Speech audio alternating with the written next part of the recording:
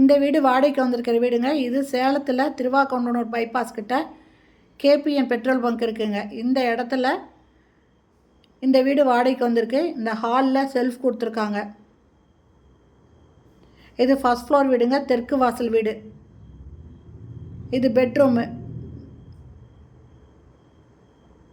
இந்த இடத்துல செல்ஃப் இருக்குங்க.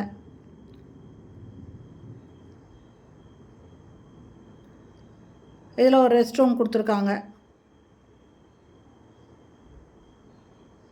கிச்சனுங்க. கிச்சனில் நல்ல தண்ணி போர் தண்ணி ரெண்டுமே இருக்குங்க. இந்த டோர் இருக்குது. இது பால்கனி.